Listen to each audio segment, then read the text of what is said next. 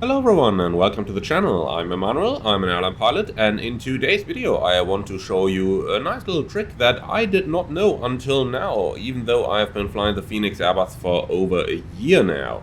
So let's have a look into this. This is all about the throttle and the thrust lever settings. I'm sure that all of you went to Fenix knowledge base and used their guide to set up the thrust levers as you would of course do as a normal user. However, even using this guide, I always ran into a little bit of a problem there, and I want to talk about the solution to that problem now.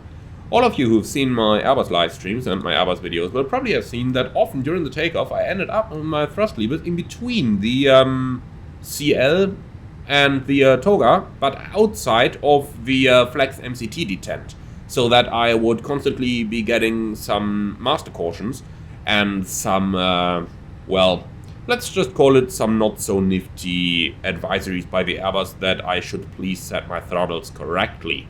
Now, I always struggled to do that because even though I followed the setup guide from Fenix, I could just not position my throttles correctly. However, there is a very easy solution for that. And the reason is that we typically don't use the thrust area between the climb and the flex MCT or the toga detent. So once you reach the climb detent, you would only push your levers into flex and then into toga, and you would not really use anything in between. So it's climb, MCT, toga, and nothing in between. So how can you configure your aircraft to do that easily? Well, there's a little trick there. If we go into config and then we go to the controls config, then normally you would, go through all of this. You would click calibrate as Fenix recommends in their knowledge base and so on. But here's a little trick. If you use the null zone down here, the one that's currently set to 10%, that really helps. And normally I didn't even think about it because a null zone is typically at the extremities of a joystick. So for example, in the idle position like it is now, or at the maximum position as it is right now. But normally null zone would not really apply to any detents or anything the likes. However, this seems to be different in the Fenix Airbus. So with the null zone set to 10% and my remaining calculation being pretty much as it should, so I simply selected a very large range of thrust lever movement between the 0 and the CL position on my Honeycomb. And then the 10% null zone, basically I do not get anything in between the detents at all anymore. So I'm in CL, I'm pressing my hardware thrust lever forward, and eventually it will simply go into flex. And I'm pressing them further forward, eventually it will go into toga.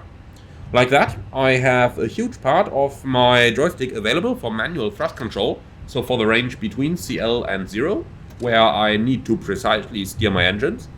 And then I have the climb, flex, and toga detents available without any problems. So the important part over here, set the null zone to about 10%. That usually works really well.